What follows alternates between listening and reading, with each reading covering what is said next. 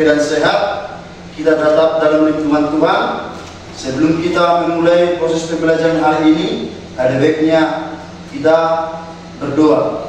Saya persilakan kepada anak kami untuk memimpin kita dalam doa.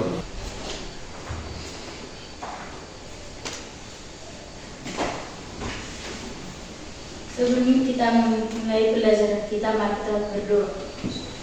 Ya Bapa yang baik, kami berterima kasih buat berkat dan kesehatan yang Kau berikan hingga pada siang hari ini. Ya Tuhan, sebentar lagi kami akan memulai proses pembelajaran kami. Kiranya berkatilah pembelajaran kami dari awal, pertengahan hingga akhirnya nanti. Ya Tuhan, apapun yang diajarkan oleh Bapak Ibu kami pada kami hari ini, kiranya Tuhan bisa memberikan pengetahuan kepada kami dan kami bisa menangkap dengan baik. Kami berdoa dan bersyukur. Amin. Baik. Terima kasih buat Kak Tulani yang sudah memimpin doa bagi kita. Nah, sebelum kita memulai proses pembelajaran kita, Bapak mau mengabsen anak didik kami dulu. Hengki, Hadir Pak. Franciscus, Hadir Pak. Sakop, Hadir Pak. Boy, Hadir Pak. Royandi, Hadir Pak. Tuani, Hai Pak. Pasca, Hadir Pak. Adil, Hadir Pak. Randy Simanjuntak, Hadir Pak. Randy Pardosi, Hai Pak. Miranda, Betseba, Hai Pak. Okta, Rizky, Hadir Pak. Rimhot, Hadir Pak. Nicholas. Hadir Pak. Baik, seluruh anak didik kami, terima kasih buat kehadiran kalian. Nah, saat ini saya mau ngecek dulu kerapian anak didik kami, begitu juga kerapian lingkungan kelas kita. Kita harus tetap dalam keadaan rapi supaya kita dapat mengikuti proses pembelajaran dengan sejuk, dengan nyaman. Ya, silakan cek kerapiannya. Semua sudah rapi, sudah dimasukkan bajunya ke dalam. Oke, terima kasih. Karena ruangan kita juga siang hari ini masih tetap bersih. Terima kasih buat kerjasama yang baik dari antara anak didik kami. Kiranya tetap ditingkatkan kebersihannya ya. Ya Pak. Supaya setiap pembelajaran bahkan Bapak Ibu guru juga nyaman masuk ke kelas. Kalian juga dapat mengikuti pelajaran dengan nyaman. Oke, kepada seluruh anak didik kami, sebelum Bapak memulai teori pembelajaran kita pada siang hari ini, Bapak mau menyampaikan sebuah motivasi, yaitu tentang semut. Anak didik kami sekalian, kita tahu bahwa semut itu adalah seekor binatang ataupun serangga yang paling kecil di antara binatang yang ada di bumi ini. Tetapi walaupun tubuh mereka kecil, mereka memiliki sebuah kekuatan. Kekuatan itu adalah motivasi mereka yang mampu bekerja sama. Mereka mampu memotivasi diri mereka di saat hari mengizinkan siang hari, mereka mampu bekerja dengan bekerja sama. Tak kalah sedikit ataupun banyaknya nasi yang jatuh dari makanan kita ataupun roti makanan kita jatuh ke bawah, beberapa selang kemudian maka semut akan datang berkumpul, akan mengangkat sisa-sisa makanan kita. Bahkan kalau kita melihat, terkadang beratnya tidak sesuai dengan kemampuan fisik mereka. Tetapi karena semut itu memiliki suatu komitmen, motivasi, ada sifat kerjasama, kinerja tim dalam pribadi mereka, sehingga mereka bekerja sama, bergotong royong, terus mereka mengumpulkan makanan mereka di kala hari mengizinkan. Dan ketika suatu saat mungkin terjadi hujan ataupun kondisi-kondisi alam yang tidak mengizinkan untuk bekerja, mereka tidak khawatir lagi tentang makanan dan minuman, karena mereka sudah menstoknya, mereka sudah menyediakannya, dan itu mampu mencukupkan mereka. Seberapa besar pun koloni mereka yang ada dalam sarang mereka, mereka tidak cukup makan dan minum sampai kondisi dan situasi alam berganti. Nah, motivasi apa yang kita dapat ambil dari seekor semut ini, dari koloni semut ini? Motivasinya adalah ketika kita diberikan kesempatan untuk belajar, untuk menempuh pendidikan, maka tempuhlah pendidikan dengan sebaik-baiknya. Lakukanlah tugasmu, lakukan tanggung jawabmu. Orang tuamu sudah memberikan kesempatan kepadamu untuk sekolah, demikian juga bapak ibu guru kalian bersedia sepanjang waktu, sepanjang jam pembelajaran memberikan pelajaran kepada kalian. Oleh karena itu pakailah waktu ini sebaik mungkin. Karena apa?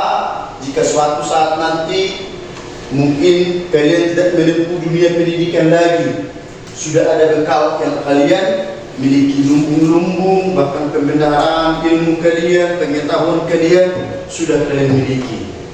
Dan kalau misalnya ada nanti tiba-tiba lowongan pekerjaan, atau tiba-tiba ada beasiswa untuk melanjutkan pendidikan yang lebih tinggi lagi, atau tiba-tiba ada yang bertanya, bahkan kelak ketika kalian menjadi orang tua, kalian mampu menjelaskan. Karena apa?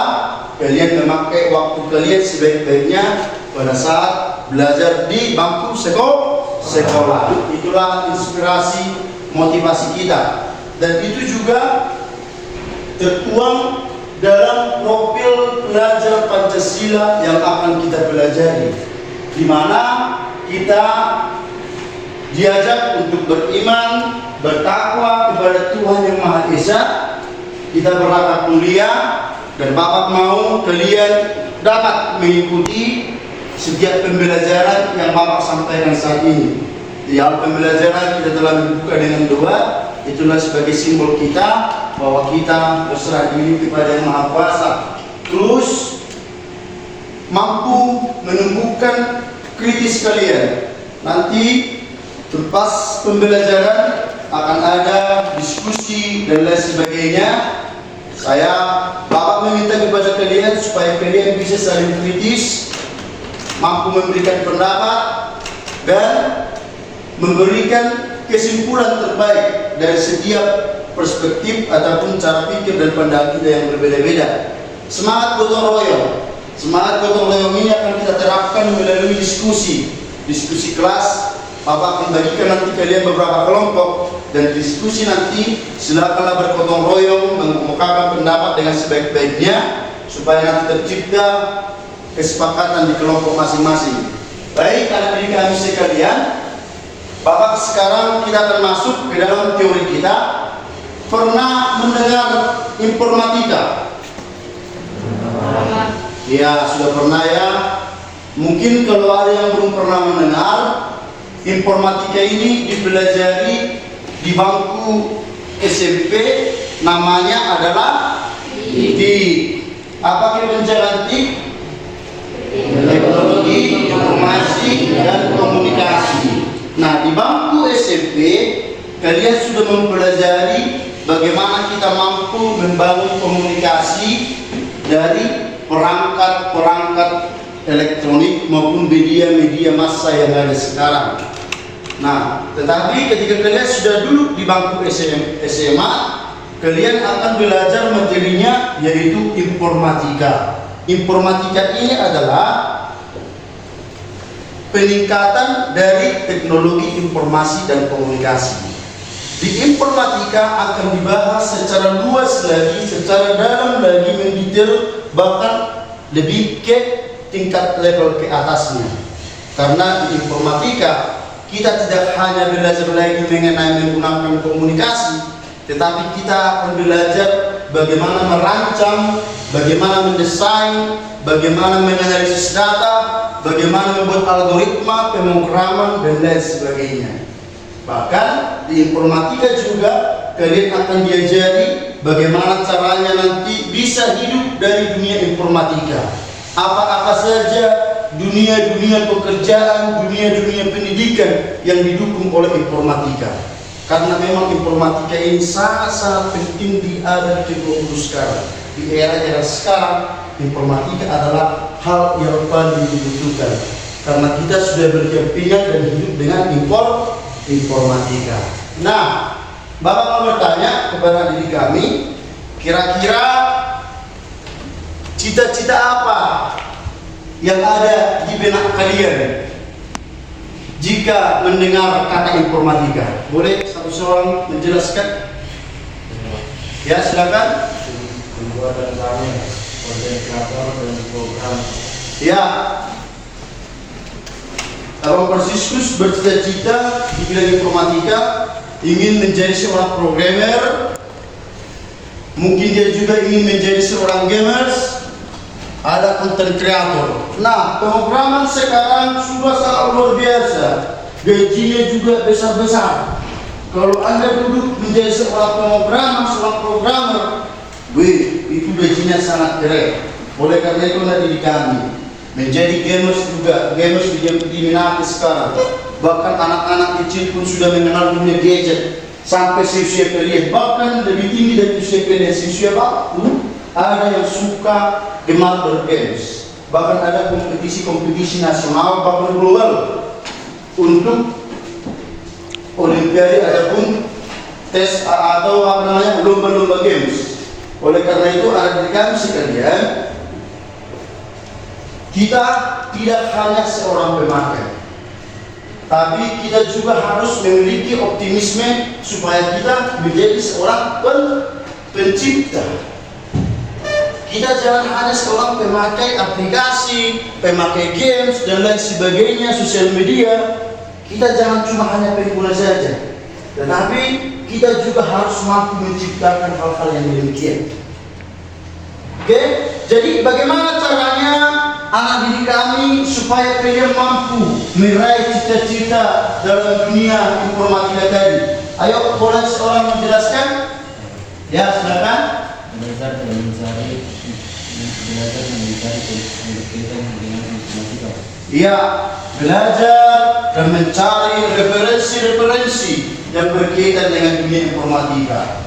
Ya, di sosial media sekarang, misalnya di YouTube dan sebagainya, Anda boleh belajar, melihat dan menonton, mencermati bagaimana caranya merancang sebuah program dan lain sebagainya. Oke? Paham sampai sana dari kami? Baik. Bapak akan sampaikan tujuan pembelajaran kita untuk mempelajari informatika, terlebih materi kita pada saat ini dampak sosial informatika. Dampak sosial informatika yang kita bahas adalah secara positifnya. Dan jadi apa tadi materi kita pada kesempatan siang hari ini? Dampak sosial informatika. Apa dampak sosial dari informatika? Itu yang akan kita pelajari pada kesempatan siang hari ini. Nah, tujuan kita mempelajari ini adalah supaya kalian mampu menjelaskan perkembangan komputer dan juga tokoh-tokoh yang menjadi inspirasi pembuatan komputer generasi pertama sampai di generasi yang sekarang. Udah, yang kedua adalah peserta didik kalian mampu menentukan apa dampak informatika dalam aspek ekonomi, baru terus hukum yang terjadi di lingkungan masyarakat. Yang ketiga, peserta didik mampu merancang gagasan berbasis informatika.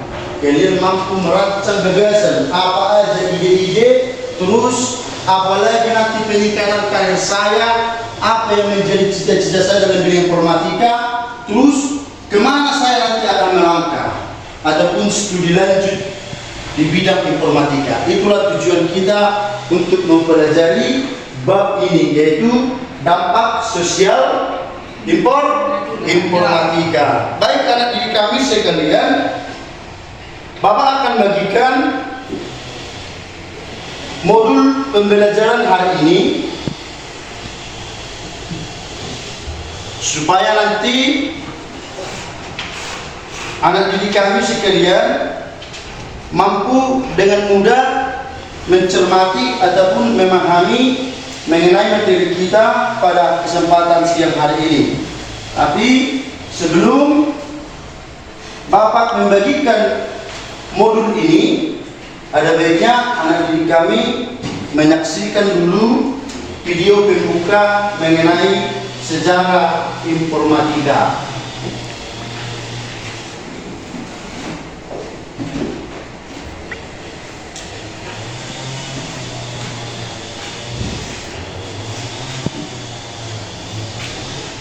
Mohon disaksikan nanti ya, diikuti dengan baik. The Bluetooth device is ready to pair. The Bluetooth device is connected successfully.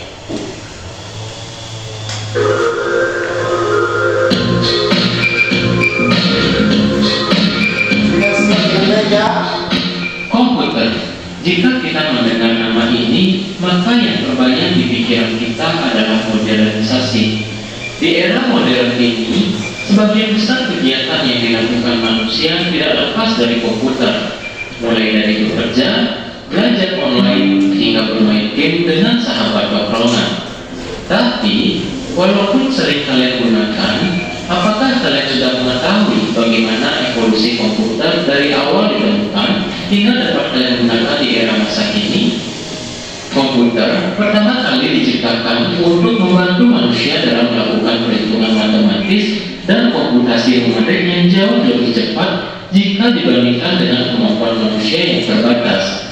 Hal ini juga mendasari kenapa perangkat ini dinamakan komputer, berasal dari kata Latin computare yang berarti menghitung.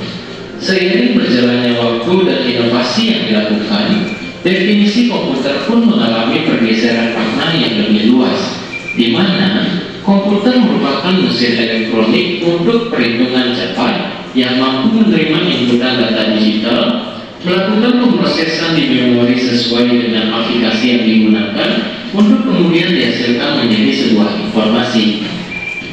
Sejarah perkembangan komputer dibagi menjadi 5 generasi, mulai dari generasi pertama hingga generasi saat ini, di mana setiap generasi komputer ini memiliki ciri khasnya masing-masing.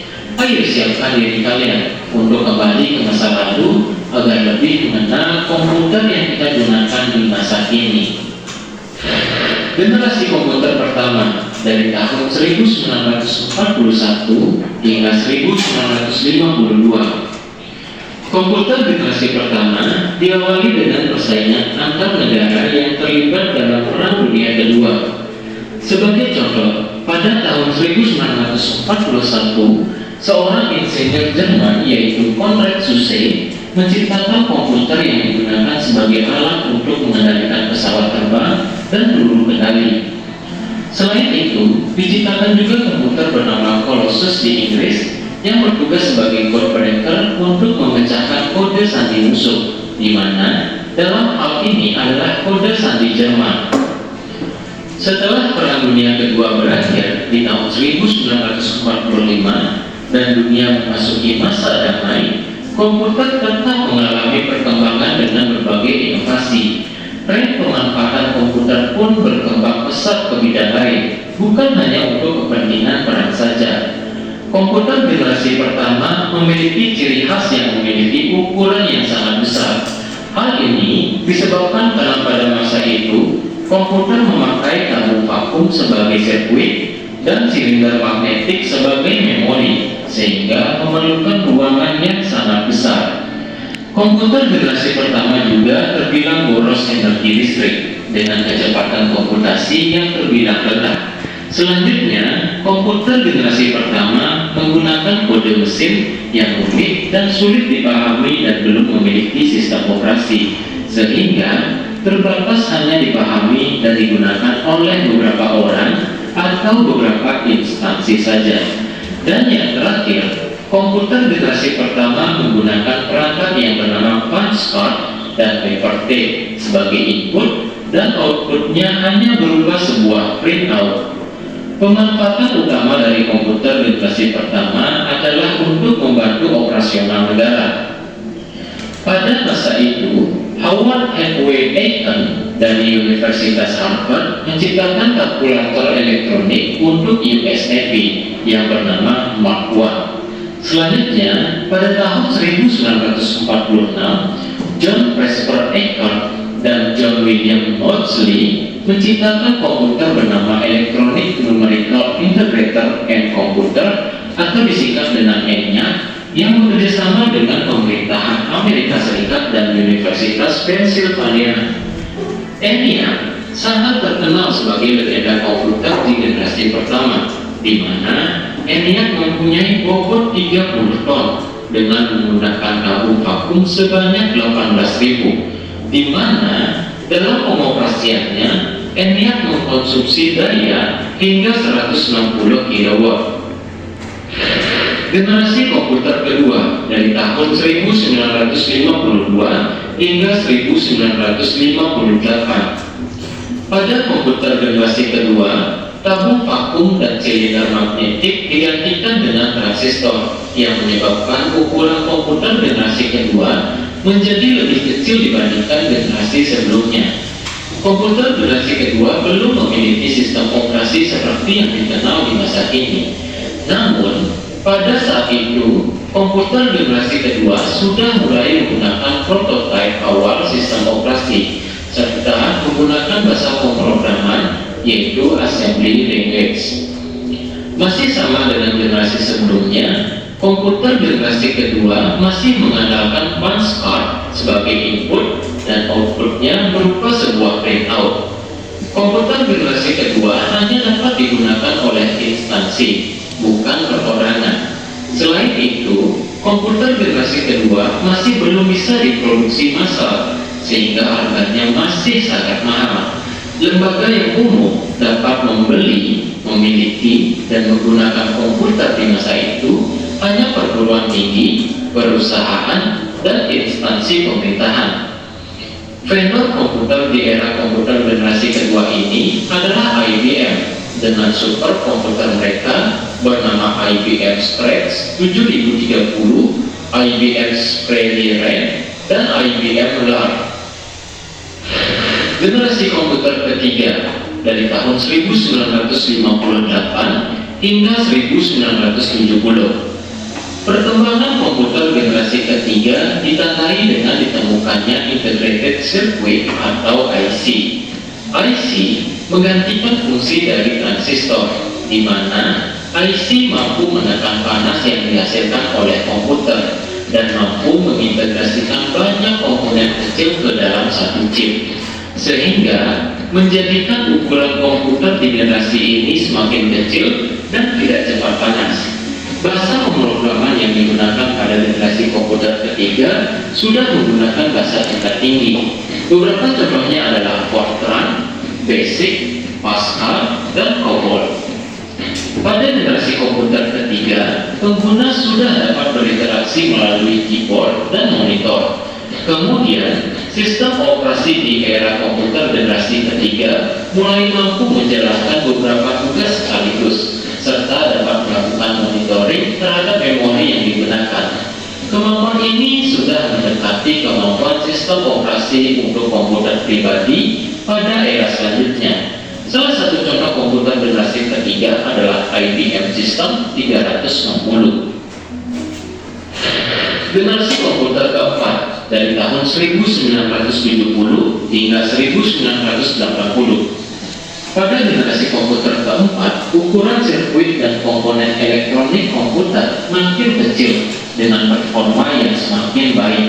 Hal ini dikarenakan mulai diciptakan integrated circuit atau IC yang kemudian disempurnakan dalam bentuk mikroprosesor serta adanya pengecilan transistor. Selain itu, didukung juga dengan teknologi berupa Very Large Scale Integration atau VLSI. Dengan adanya penemuan-penemuan ini, mampu meningkatkan jumlah komponen dalam satu chip hingga mencapai jutaan. Hal ini menyebabkan penurunan biaya produksi komputer pribadi, sehingga komputer pribadi mulai diproduksi dalam berskala yang besar, yang mengakibatkan harga komputer pribadi semakin terjangkau, sehingga mulai banyak orang yang memiliki dan memakai komputer di masyarakat. Pada generasi komputer keempat juga sudah mulai digunakan graphical user interface, sehingga pengguna mudah dan nyaman dalam menggunakan komputer. IBM adalah salah satu perusahaan pelopor komputer pribadi pada era generasi keempat. Namun, bentuk fisiknya pada masa itu dan spesifikasinya belum benar-benar mendekati gambaran komputer masa kini. Steve Jobs dan Steve Wozniak juga menjadi pionir dan inovator kemunculan komputer pribadi dan sistem operasi untuk komputer pribadi melalui perusahaan Apple yang mereka dirikan di tahun 1976 dengan sistem operasi Macintosh di dalamnya. Komputer generasi keempat juga disempurnakan oleh kehadiran aplikasi pelengkap dan perangkat pendukung seperti mouse. Generasi komputer kelima dari tahun 1980 hingga saat ini. Komputer generasi kelima menjadi era kemajuan komputer dan manfaatnya lebih meluas untuk semua bidang kehidupan manusia, ditunjang dengan keberadaan jaringan komputer dan internet. Teknologi yang mulai dikembangkan pada generasi komputer kelima adalah kecerdasan buatan atau artificial intelligence. Artificial intelligence adalah simulasi dari kecerdasan yang dimiliki oleh manusia yang dimodelkan di dalam mesin dan diprogram agar bisa berpikir seperti halnya manusia. Selain itu, beberapa teknologi yang turut berkembang di era komputer generasi kelima diantaranya adalah cloud computing, augmented reality atau AR, virtual reality atau VR, Internet of Things atau IoT, speech recognition, face recognition, big data, machine learning, dan deep learning. Komputer generasi kelima semakin handal dengan unit pemrosesan yang semakin bertambah banyak, di mana komputer generasi kelima mampu melakukan pemrosesan sebuah tugas secara paralel yang melibatkan lebih dari satu komputer. Input yang digunakan untuk berinteraksi dengan komputer juga sudah semakin beragam, mulai dari menggunakan keyboard, mouse, touchpad, trackpad, hingga menggunakan inputan suara atau ucapan. Beberapa contoh komputer di generasi ini yang sudah bisa kita gunakan adalah desktop, laptop, tablet, dan smartphone. Setiap produk memiliki seri dan versi yang bisa disesuaikan dengan kebutuhan dan budget pengguna. Bagaimana jika kita melihat sejarah komputer? Perkembangannya sangat pesat sekali, bukan? Dari awalnya komputer memiliki ukuran yang sangat besar, hingga sekarang komputer dapat kita bawa atau gunakan dimanapun kita berada. Kemudian dari komputer yang hanya bisa menjalankan satu tugas dalam satu waktu, kini komputer sudah bisa multitasking. Dengan perkembangan teknologi yang semakin canggih dan banyak kemudahan yang didapatkan, tentunya akan selalu ada dampak negatif yang mengikuti jika kita tidak bisa menggunakan semua teknologi secara bijak. Mulai dari dampak sosial masyarakat, pendidikan, hukum, hingga kesehatan. Dengan berkembangnya teknologi yang semakin cepat, kita manusia sebagai brainware harus ikut berkembang juga dari segi ilmu hingga etika saat menggunakan sebuah teknologi, sehingga bukannya teknologi yang melampaui kita, tapi kitalah yang mampu memanfaatkan teknologi untuk menjadi solusi bagi diri kita dan orang lain. Baik, itulah pengantar pembelajaran kita mengenai dampak sosial informatika. Pada dampak sosial informatika yang pertama kita belajar adalah sejarah perkembangan komputer dari masa ke masa. Dari berapa generasi? 5 generasi. Ya, sekarang kita masuk ke generasi 1980 hingga sampai sekarang. Nah, nanti kami sekalian, Bapak akan membagikan modul ajar pada kesempatan siang hari ini, dan Bapak mau kalian membentuk kelompoknya masing-masing. Silakan dikondisikan kelompoknya. Silakan, saya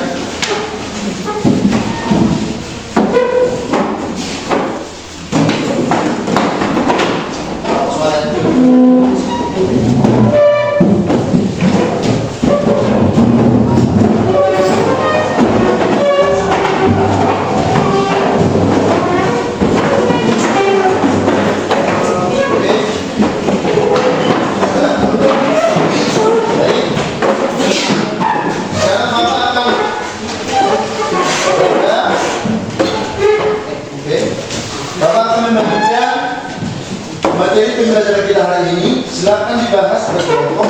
Tadi kita sudah buka pengantarnya di awal.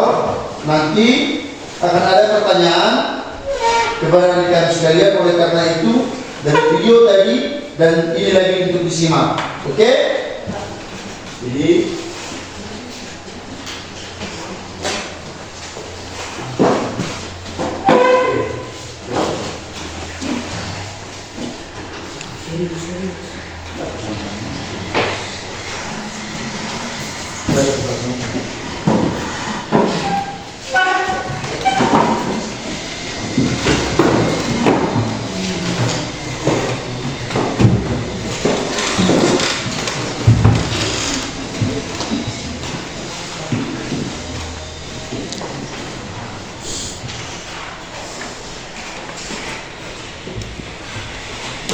baik, adik-adik sekalian silakan dipelajari modulnya, dan Bapak akan berikan sekarang tugas kelompok yang akan kalian jawab nanti dan akan dipresentasikan di depan.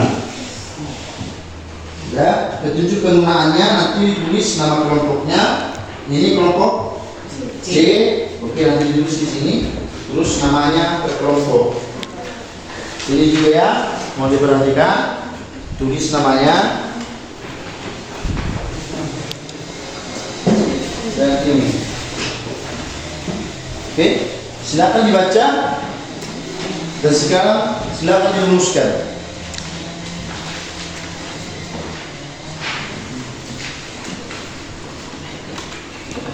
Silakan berkomunikasi dengan sesama kelompok. Yuk.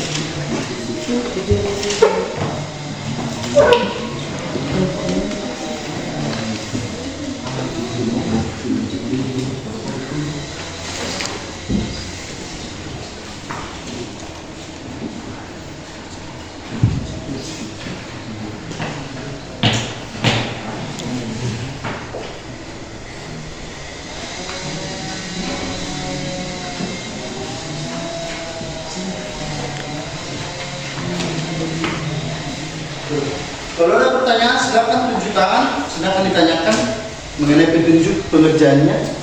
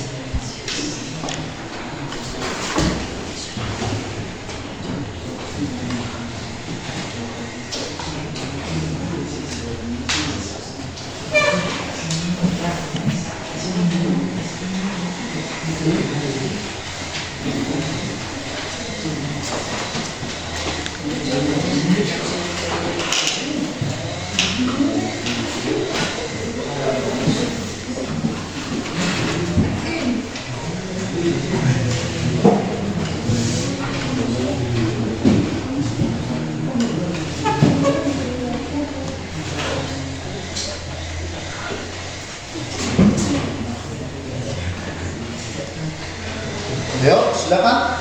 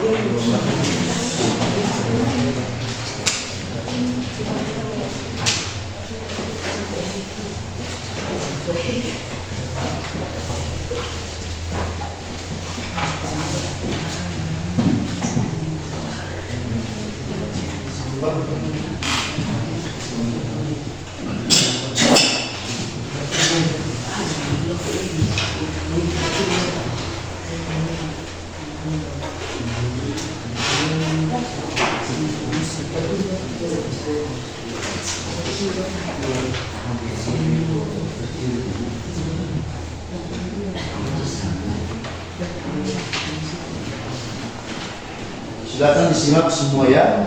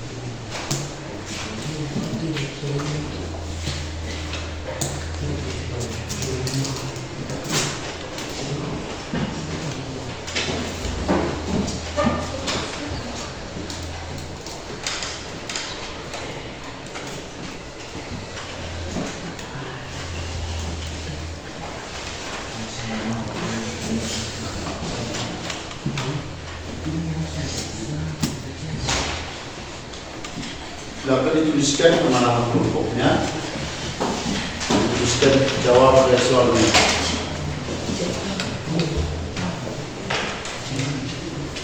Ya.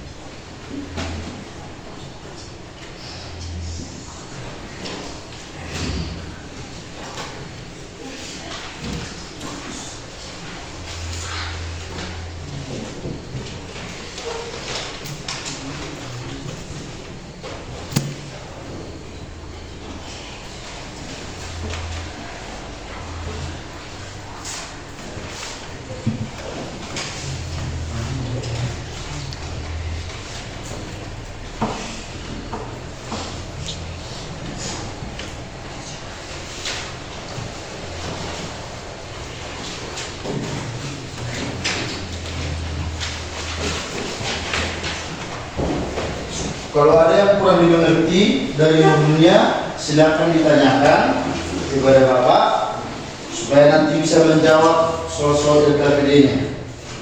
Nah, nanti KFC kalian perlu Bapak sampaikan sama kalian mengenai lisensi. Setiap produk itu ada lisensinya supaya tidak gampang ataupun tidak dengan mudah orang menggandakan ataupun mengcopy dan lain sebagainya.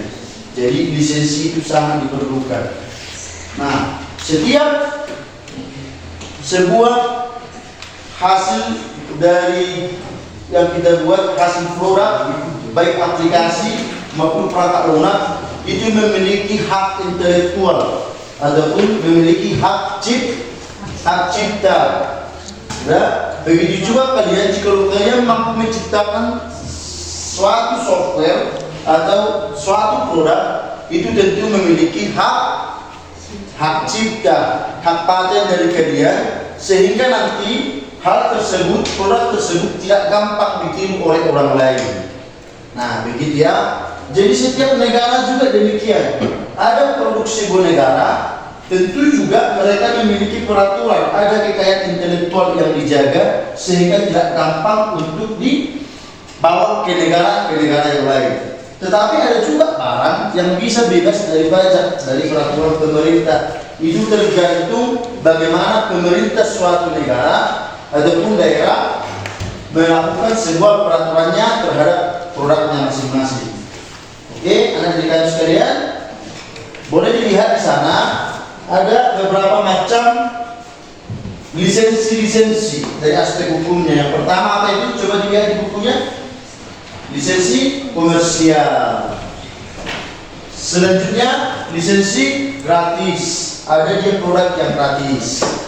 Ya, jadi kalau kalian pergi ke suatu negara, ada yang bersifat komersil, begitu ya. Ada yang bersifat gratis. Komersil artinya mengikat dan berbayar. Jika kalian mau memakai ini, produkku ini harus bayar, begitu ya. Yang gratis juga demikian.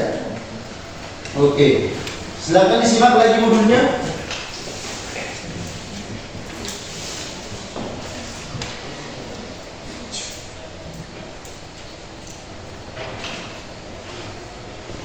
Nah, ada lagi lisensi open source.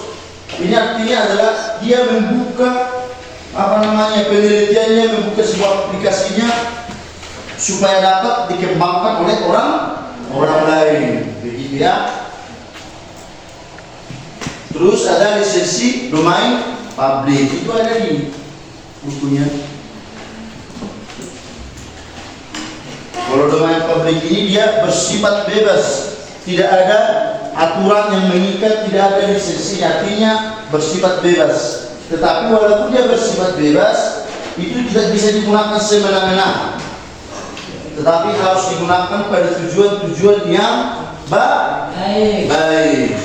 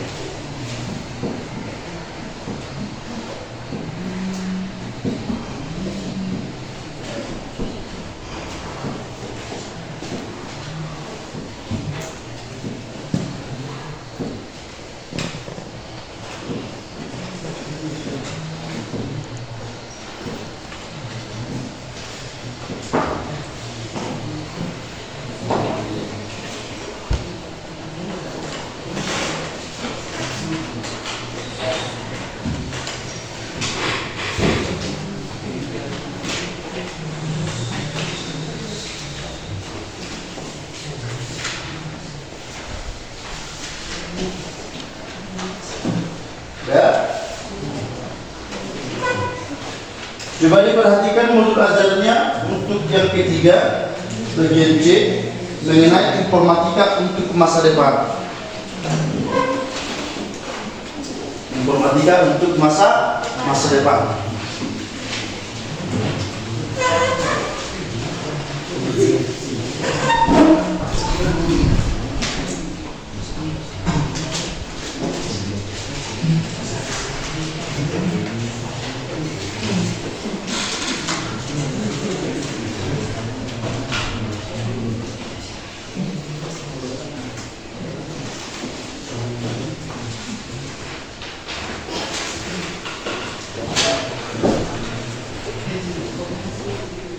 Nah, sekarang Bapak bertanya kepada ketiga kelompok ini, mampukah kalian membayangkan teknologi ke masa depan? Adakah bayangan dalam benak kalian?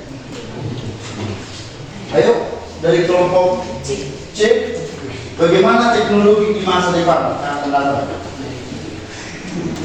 Ayo coba jawab. Bisa?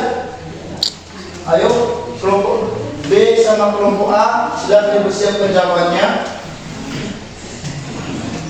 Seperti yang kita lihat tadi, di pembukaan mengenai sejarah komputer, artinya teknologi ini sangat berkembang dari masa ke masa. Dari dunia yang belum mengenal komputer dulu katanya hanya digunakan untuk menghitung, tetapi sekarang komputer sudah kita gunakan sebagai teman hidup kita, teman akrab. Kalau tidak ada handphone di samping kita, rasanya sekarang dunia sudah hilang, betul atau enggak? Betul. Nah, makanya saya mau tanya, udah itulah zaman sekarang. Jadi anak didik kami sekalian, baik kelompok A, kelompok B, dan kelompok C, coba dituliskan dulu di kelompoknya kira-kira bagaimana dunia teknologi ini, dunia informatika ini di masa yang akan datang. Oke? Silakan dituliskan dan nanti diberikan jawabannya secepatnya.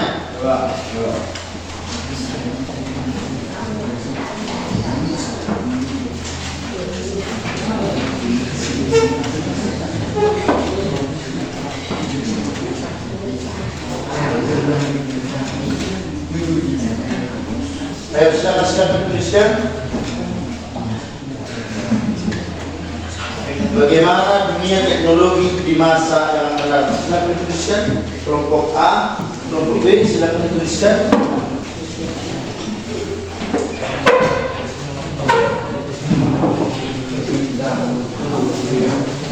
Kelompok 3, kelompok C, mau dituliskan pertanyaannya.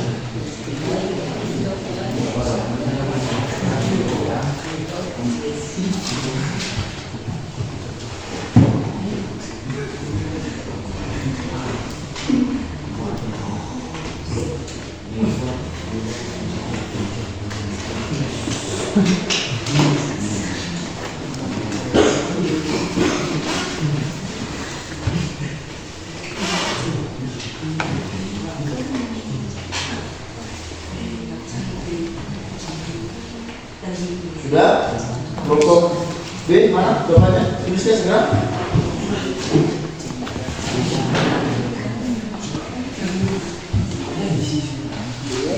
Di selembar kertas aja, tuliskan pendapat kelompoknya. Ya. Bagaimana pendapat Anda tentang informatika di masa depan?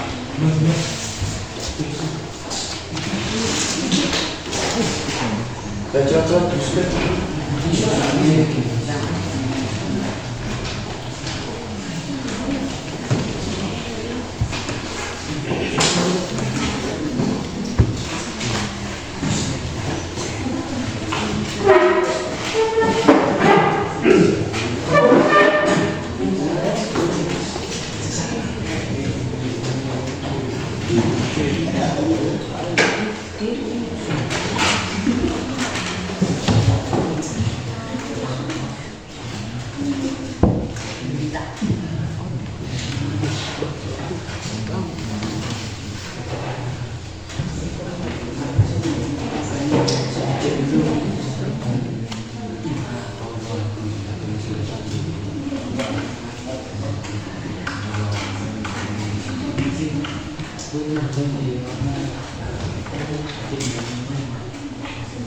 Yuk, tuliskan teknologi ke masa depan sama, informatika sama teknologi sama.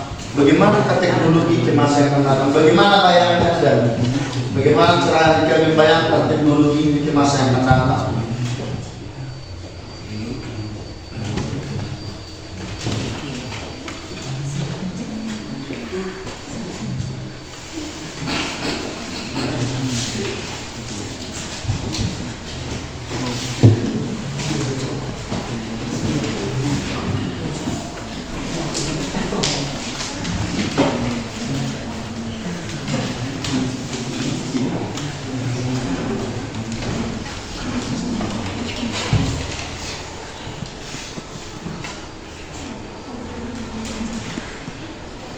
Ada yang sudah bisa menjelaskan kelompoknya? Udah? Ayo secepatnya.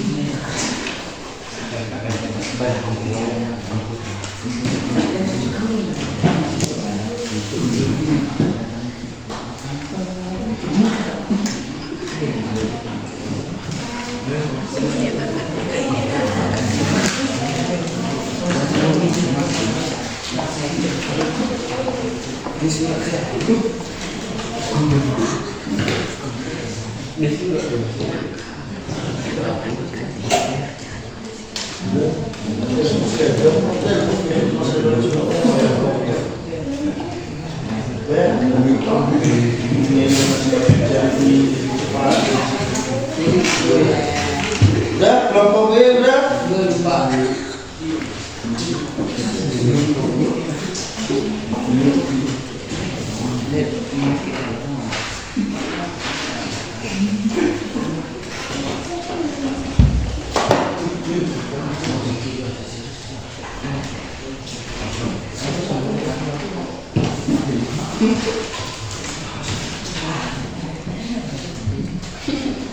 Udah.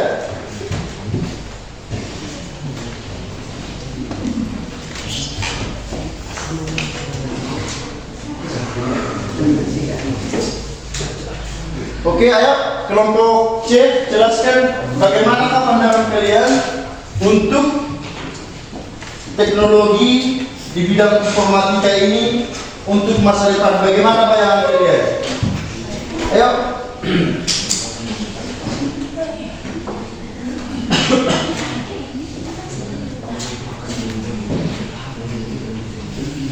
Oke, ayo bacakan. Ayo, satu orang aja, bacakan.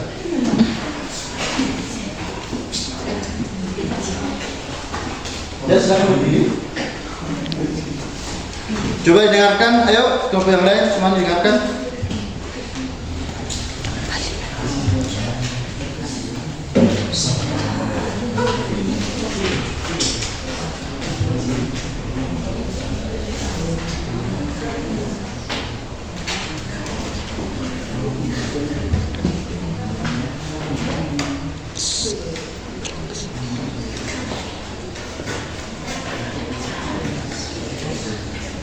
Udah, kelompok C, kelompok 3. Ya, silakan.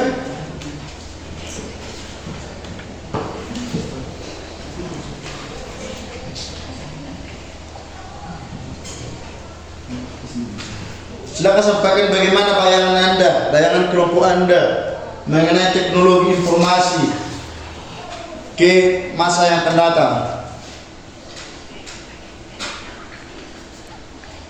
Bayangan dari pendapat kami dari kelompok C yaitu teknologi informasi dan komunikasi di hari kedepannya akan semakin lebih cepat berkembang, dunia semakin membaik dan akan semakin banyak pengguna yang memakai teknologi informasi dan komunikasi. Baik, terima kasih buat kelompok 3. Silakan tepuk tangan. Ayo. Kelompok yang lain. Jadi kelompok 3 tadi, kelompok C, mereka mengatakan, membayangkan bahwa teknologi depan itu akan semakin canggih. Ya, berkaca dari dunia sekarang, tentu ke masa depan akan semakin canggih lagi. Ayo kelompok A, kelompok 1, ayo bacakan. Ayo Bang Boy.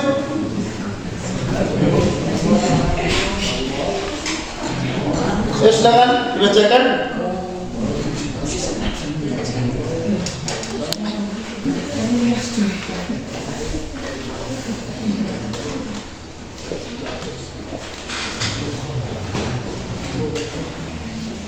Udah silakan kelompok.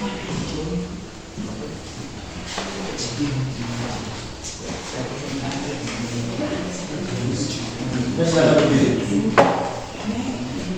Bayangan dari kelompok kami tentang teknologi masa depan, yaitu teknologi masa depan seperti robot yang akan menggantikan pekerjaan manusia. Oke, baik, tepuk tangan buat kelompok yang. Jadi bayangan mereka bahwa ke masa yang akan datang robotik akan menguasai dunia. Di masa sekarang juga sudah dunia robotik. Ya, di luar negeri tentu sekarang dunia robotik sudah mulai berkuasa. Sekarang pekerjaan secara manual yang biasanya dilakukan oleh manusia sekarang sudah mulai digeser oleh robotik. Jadi ke depan kita juga melihat Indonesia ini akan mendatangkan robot-robot. Kemarin waktu ulang tahun Polri kalau nggak salah ya, mereka menyiapkan robot, banyak itu robotnya kan? Ya begitu. Karena memang apa? Dunia di kita lihat sekarang akan semakin menggeser kekuatan manusia. Oleh karena itu memang ada negatifnya untuk kehidupan manusia. Ayo silakan kelompok B atau kelompok 2 dibacakan. Menurut pendapat kelompok B, komputer ke masa yang akan datang atau masa depan akan meningkatkan dengan sangat cepat karena adanya alat-alat canggih atau mempermudah pembuatan teknologi komputer. Kemungkinan besar teknologi akan memperhebat yang dinamakan dengan teknologi rapid.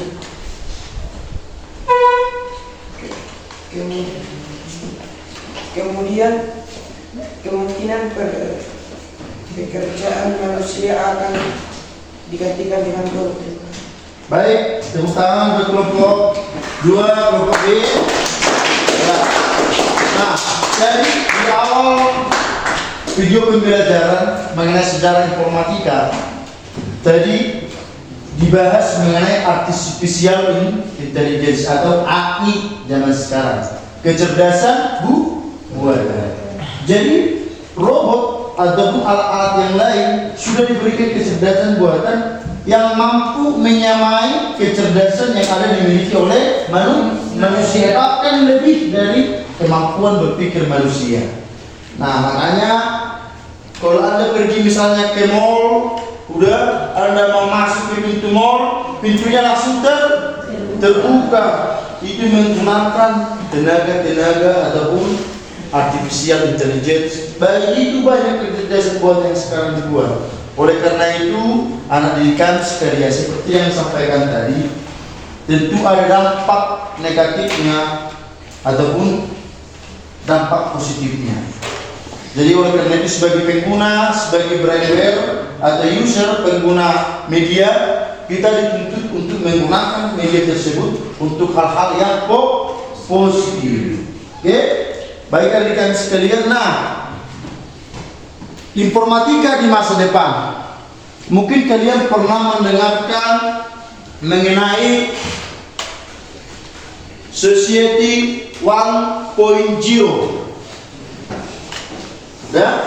Nah, ini dikatakan sebagai masyarakat pemburu zaman dulu. Setelah itu berkembang lagi dia Society 2.0, yaitu masyarakat pertanian. Nah, selanjutnya masyarakat industri ada 3.0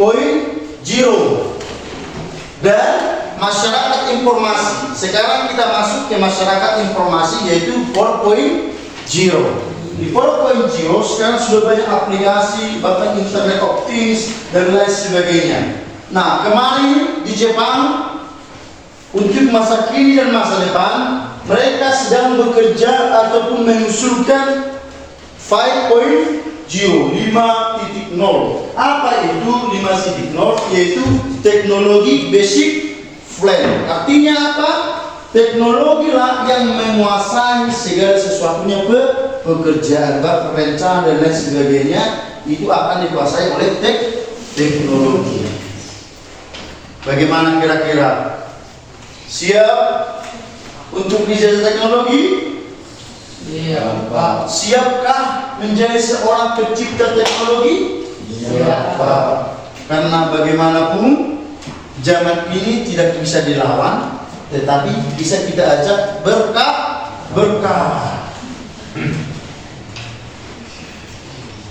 Baik generasi komputer sampai ke 5 generasi ini akan terus berkembang terus dengan pesat, menciptakan produk-produk, menciptakan lagi teknologi-teknologi yang baru, sehingga mempermudah akses pengguna ataupun akses manusia menggunakan teknologi tersebut. Oke, silakan dilanjutkan lembar KTBD-nya.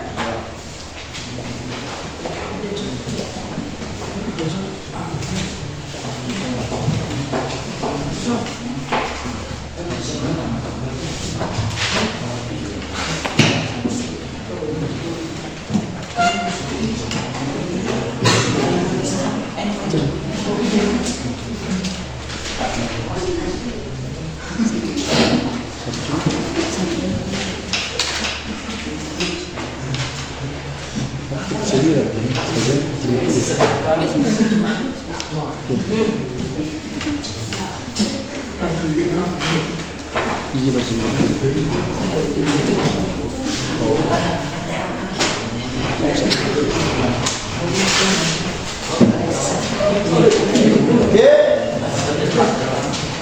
Baik, kita lanjutkan lagi materinya. Sembari mengerjakan LKPD-nya, biar nanti diskusi kelompok yang berjalan dengan baik. Nah, karir dan studi lanjut di bidang informatika. Boleh diperhatikan ke monitor untuk penambahan referensi dari pembelajarannya. Nah, di masa kini dan masa yang akan datang, penerapan informatika di berbagai bidang adalah sebuah keniscayaan. Istilah informatika kurang populer, masih sering disamakan dengan TIP. Yang itu yang kalian pelajari waktu duduk di bangku SMP, yaitu teknologi informasi dan komunikasi.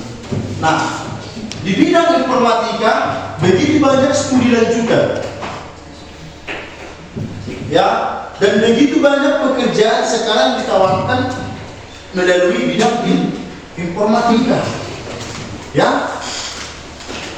Karena seperti yang Bapak sampaikan tadi, dunia informatika telah mengalami perkembangan pesat, baik dalam artificial intelligence, terus pembelajaran mesin atau machine language, terus realitas virtual, Internet of Things, dan teknologi dalam kehidupan lainnya.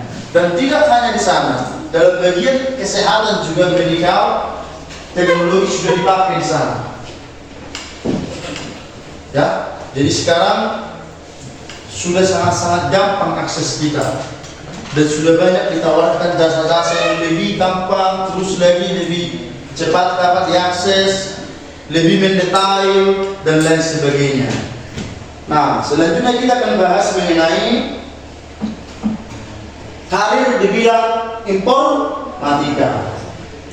Siapa yang mau berkarir di bidang informatika? Yuk, siapa yang mau berkarir di bidang informatika? Nah, baik. Apa-apa saja nanti karir yang ada di bidang informatika? Kita lihat di sini. Mereka yang bekerja di bidang informatika jarang sekali mengatakan bahwa mereka bekerja di bidang informatika. Biasanya mereka lebih cenderung menyebut mereka sebagai seorang IT. Udah, adapun information technology. Nah, berbagai macam posisi pekerjaan yang lebih spesifik yang ada di dunia informatika. Yang pertama apa di sana? Back end engineer, baru front of engineer dan lain sebagainya. Saya akan tunjukkan apa pekerjaan-pekerjaan yang ada di sini. Nah, ini dia. Kira-kira mau jadi apa nanti ada di kami bikin informatika? Silakan lihat di monitor dan bukunya. Nah, di sana ada komputer programmer. Tadi ada posisi jadi programmer kan? Nah, itulah tanggung jawabnya apa? Lihat di sana. Menulis program komputer yang telah didesain. Itu tugas dan tanggung jawabnya. Terus kalau ada yang bercita-cita jadi database administrator, apa tanggung jawabnya? Silakan dilihat di monitor. Nah, inilah pekerjaan-pekerjaan yang ada di dunia informatika. Jadi dunia informatika ini ada dia yang hardware ataupun perangkat keras, ada dia bagian software atau perangkat lunak. Oke? Kalau di dunia perangkat keras dia apa aja contoh perangkat keras komputer? Ayo, kelompok 1 perangkat keras apa? Ya, keyboard. Kelompok 2 apa? Ya, monitor. Kelompok 3 ya, mouse. Ya, itu adalah contoh-contoh perangkat keras. Nah, kalau perangkat lunak dia sudah sering dipakai. Udah untuk membuat akses data, berbagai macam software-softwarenya. Ada software Microsoft yang dipakai biasanya untuk mengetik, untuk angka, untuk pengolah kata, disebut dengan apa? Bang Boy? Ya, Microsoft Word. Untuk perhitungan Microsoft apa Pak Franciscus? Apa? Microsoft Excel. Untuk presentasi seperti yang saya tunjukkan di depan ini menggunakan apa? Microsoft PowerPoint. Microsoft PowerPoint. Itulah salah satunya contoh dari perangkat lunak. Itu di mana masuk? Itu di bagian software engineer. Udah? Apa tanggung jawabnya? Mengembangkan, merawat, menguji, mengevaluasi, dan meningkatkan kualitas suatu perangkat lunak berdasarkan kebutuhan yang telah diberikan oleh analisis sistem. Oke? Jadi pekerjaannya itu adalah sebagai yang mengembangkan ataupun mendesain. Berapa gajinya kira-kira Pak? Wow. Kalau software engineer itu gajinya sangat besar. Kalau kalian bayang-bayang, ya kamu harus naik. Dibayangkan dulu secara pikirannya. Dan berapa orang atau berapa juta jiwa sekarang orang yang ada di dunia ini atau milion orang yang ada di dunia ini yang telah menggunakan misalnya YouTube. Mulai dari anak kecil, balita sudah menggunakan media YouTube. Berapa miliar penduduk dunia ini. Baru di bawahnya lagi misalnya WhatsApp. Itu tidak dikenal usia, yang kecil pun dan sampai kedua. Ada lagi yang sering kita pakai. Bisa kita pakai misalnya YouTube, WA, yang lazim dipakai apa? Ya, Instagram. Nah, terus Facebook lagi. Facebook ini sekarang sudah mulai merajai teknologi, bahkan sudah lama Facebook ini. Jadi kalau Anda bayangkan berapa penghasilan dari seorang pencipta Facebook ataupun engineer-nya, software-nya itu berapa penghasilannya, kali-kali lah. Begitu ya. Jadi memang dunia di IT ini, karir di dunia IT itu sangat menjanjikan.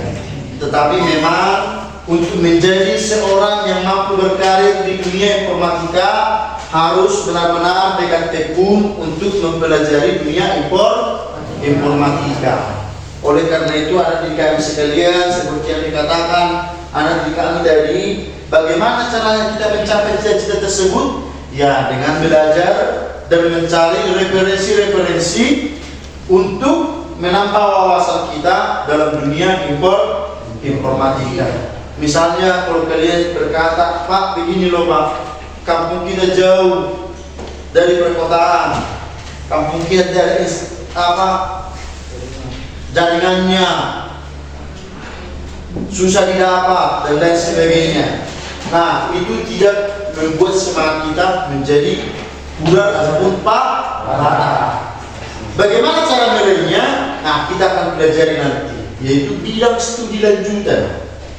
Kira-kira jadi SMA walaupun tidak ada jaringan, kita pun terbatas. Bagaimana caranya?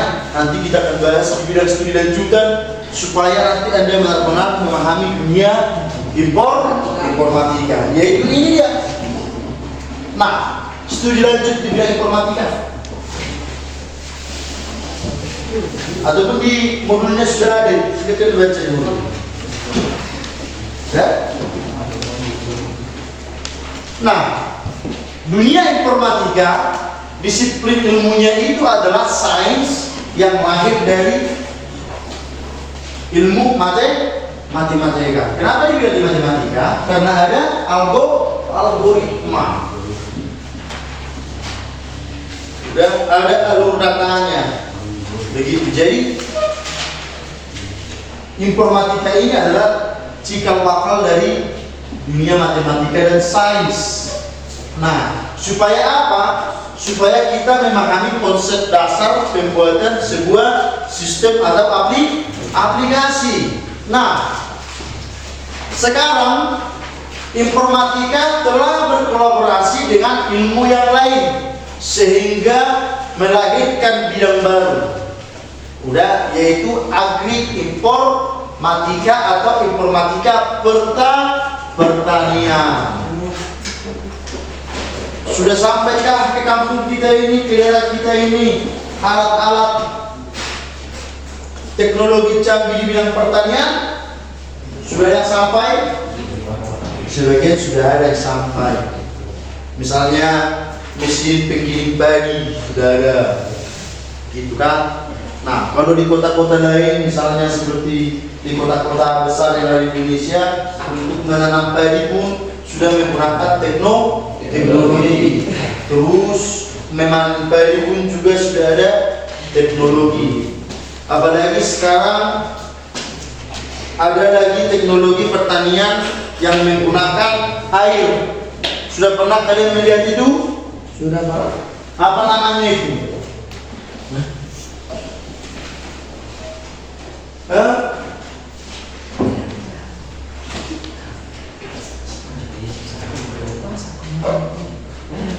Yang tidak memakai tanah lagi medianya, sudah memakai air, ada medianya. Ayo, apa namanya? Ayo dia dulu, ayo. Apa? Iya, hidroponik. Tepuk tangan dulu.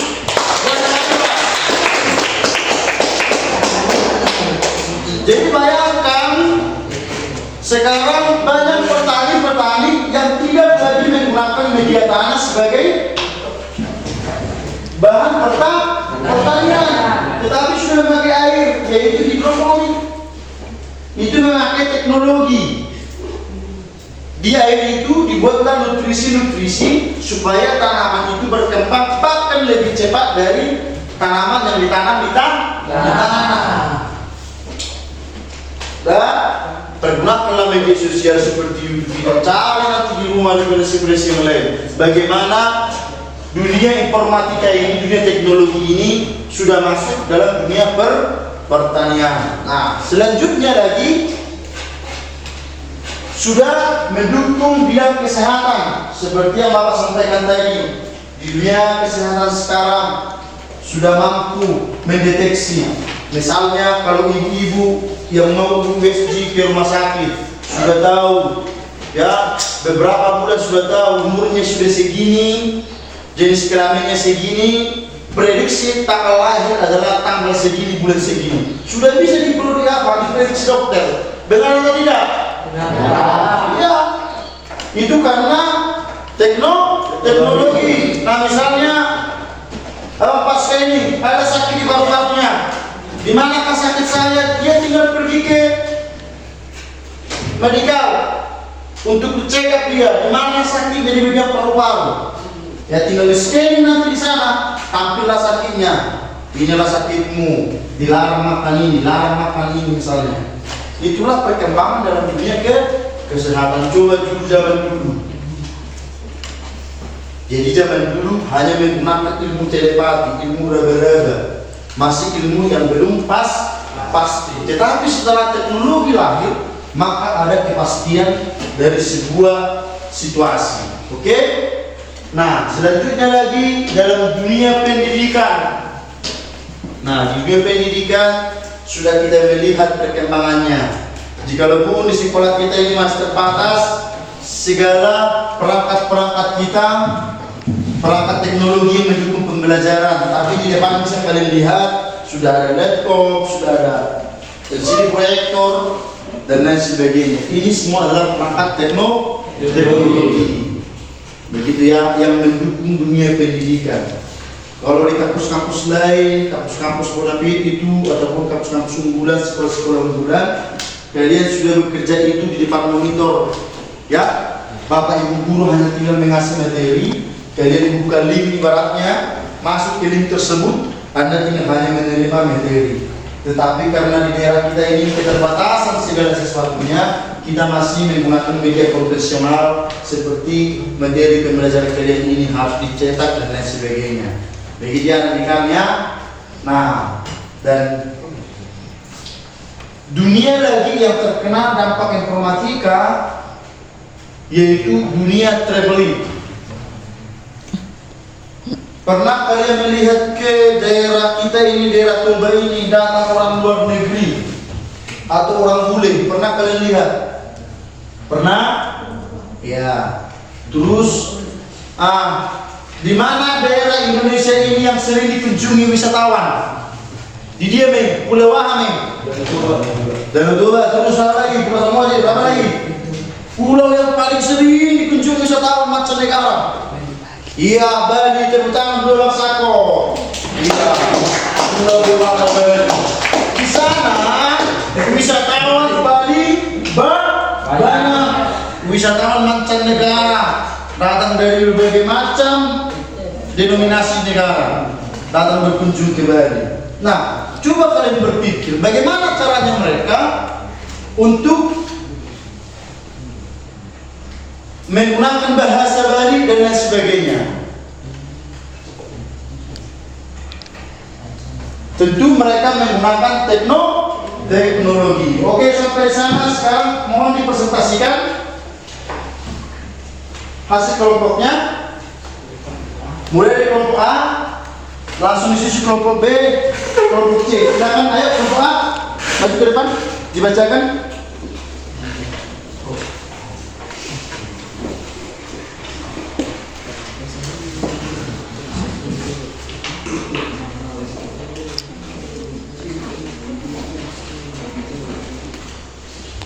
Ayo cepat-cepat, kelompok A, maju ke depan. Yang bisa dijawab, silakan. Jadi soalnya nomor 1 sampai nomor berapa? Ya nomor 2 ya, silakan dibacakan aja. Ayo, maju ke depan kelompok A, semuanya ayo maju. Nanti kelompok yang lainnya mau ditangkap ya.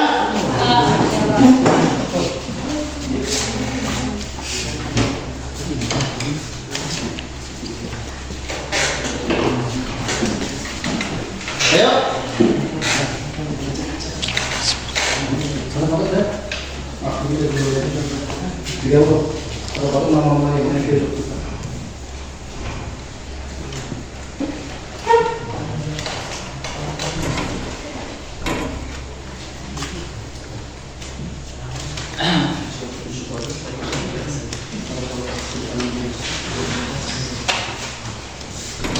Ayo silakan bersama Bang Bud.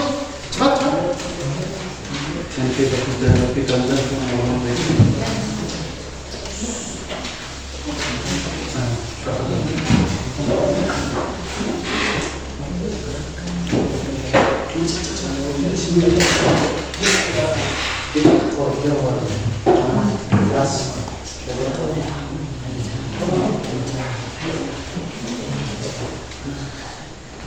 Ayo cepat.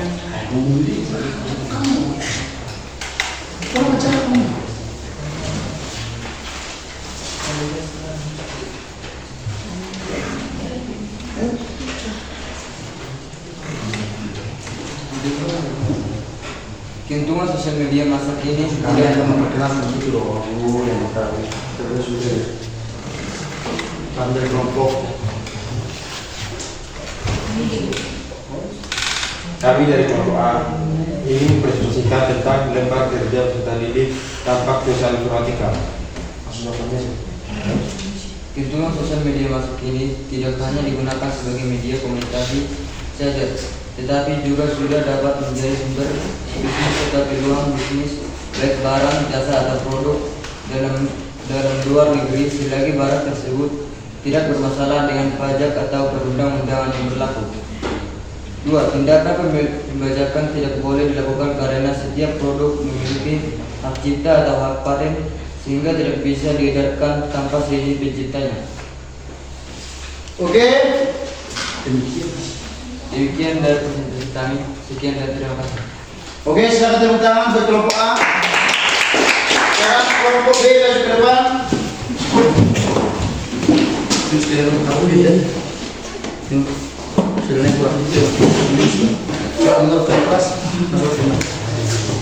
nah, jawaban nanti mana? Udah langsung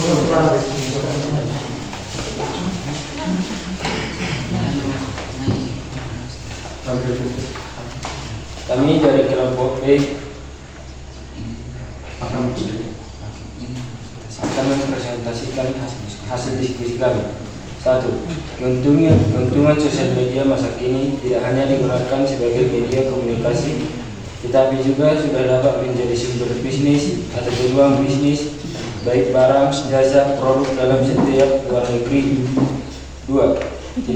Tindakan pembajakan tidak boleh dilakukan karena setiap produk memiliki hak cipta, hak paten sehingga tidak bisa diedarkan tanpa seizin penciptanya.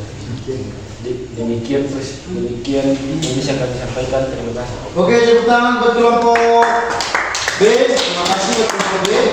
Ayo sekarang kelompok C sudah maju.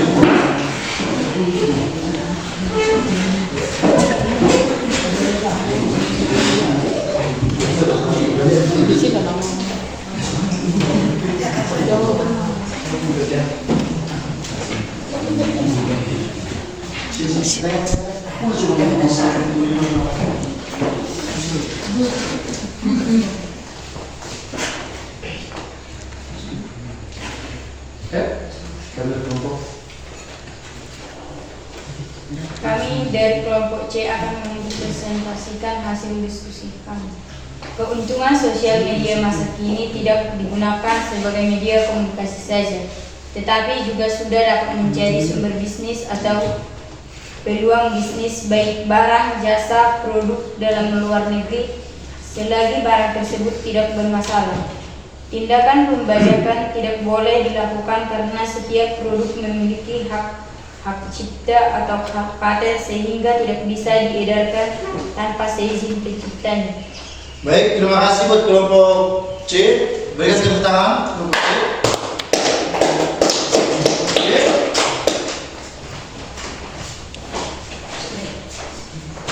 Baik. Terima kasih buat hasil kelompok diskusi kalian. Kalian sudah melakukan diskusi untuk mengerjakan soal LKPD pada kesempatan siang hari ini. Nah, Bapak telah memberikan tadi kepada kalian refleksi siswa, mohon dikerjakan soal-soal yang ada di sana. Ada yang mau ditanyakan?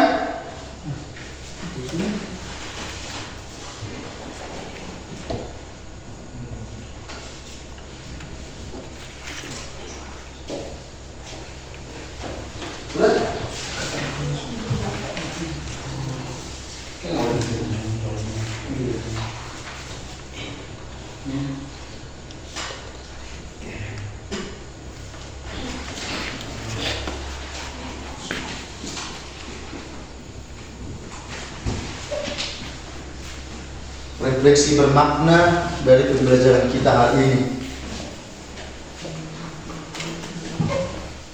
Aku perbaiki kalian pada pembelajaran hari ini.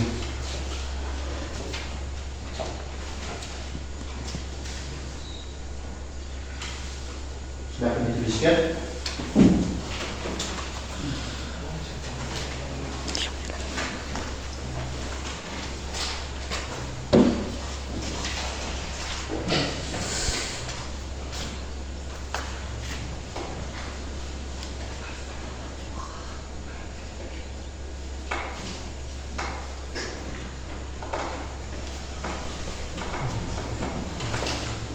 Oke, Bang Vicky, ayo bagaimana refleksimu? Bagaimana pengalaman Anda belajar hari ini? Oke, ayo silakan baca refleksinya. Pembelajaran apa saja yang kamu pelajari hari ini? Pembelajaran tentang informasi dan komputer. Apa manfaat pembelajaran hari ini? Memperdalam tentang informasi atau informatika dan memperdalam tentang teknologi. Kendala apa saja yang kamu alami selama proses pembelajaran? Kurang mengerti tentang teknologi. Hal apa saja yang kamu lakukan untuk mengatasi kendala tersebut? Belajar mencari referensi-referensi yang berkaitan dengan informatika. Oke, tepuk tangan buat Bang Vicky. Terima kasih buat refleksinya. Ayo, Bang Lain, sudah siap? Ayo.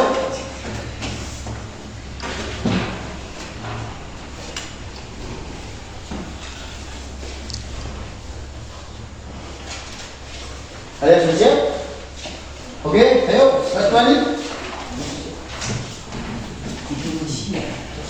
Yuk, bacakan aja apa? Pembelajaran apa saja yang kamu pelajari hari ini? Dampak sosial informatika, sejarah perkembangan komputer dan studi lanjut di bidang informatika. Apa manfaat pembelajaran hari ini? Manfaat pembelajaran hari ini dapat memberikan pengetahuan dan membantu peningkatan pengetahuan di bidang informatika. Kendala apa saja yang kamu alami selama proses pembelajaran? Tidak ada pertanyaan. Baik, terima kasih buat Kak Tuani. Masih ada yang mau memberikan refleksinya untuk pembelajaran kita hari ini atau umpan baliknya? Masih ada? Rambut susi apa? Udah? Oke, silakan Boy.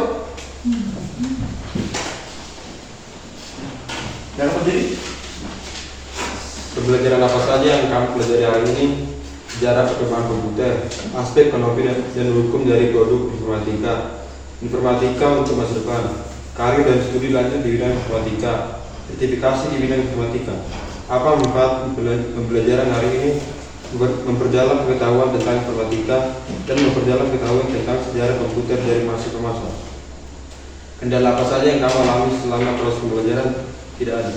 Baik, terima kasih untuk Bang Boy. Jadi silakan ketua kelompok masing-masing dikumpulkan refleksi dari teman-teman yang lain dan dikumpulkan ke depan.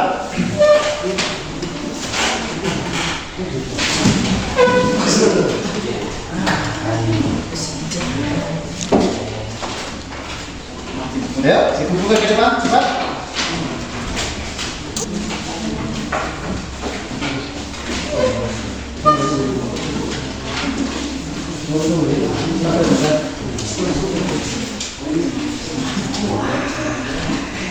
Oke, terima kasih Bapak Terus. Mudah sini.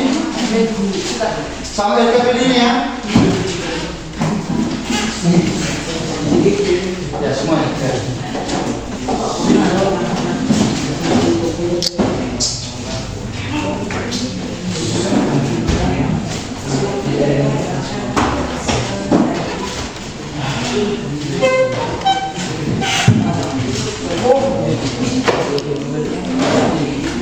Oke, ayo kelompok 1.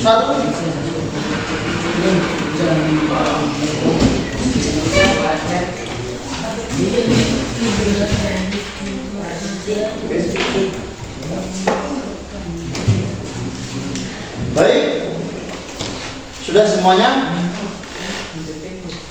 Nah, itulah pembelajaran kita mengenai materi dampak sosial informatika pada kesempatan hari ini. Jika ada pertanyaan dan lain sebagainya, boleh ditanyakan sekarang.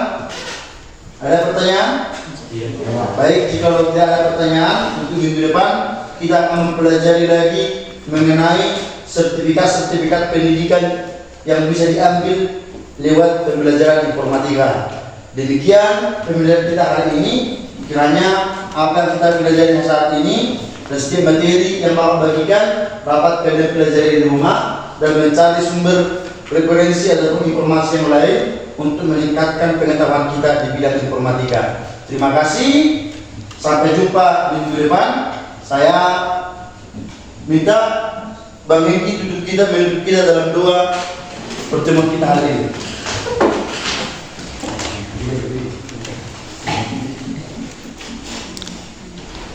Mari kita berdoa dan berdoa. Bapa yang baik, Bapa yang bertada dalam kerajaan surga, kepada siang hari ini kami telah selesai melakukan pembelajaran kami. Kiranya Bapak itu menjadi topik bagi kehidupan kami masing-masing. Segala dosa yang kami perbuat selama ini, sengaja tidak sengaja, apa segala itu bertirak terhama berkat anugerah yang akan kuberikan kepada kami. Kami berdoa melalui Juru Selamat kami. Amin. Oke, baik, terima kasih. Selamat siang untuk kita semuanya. Siang.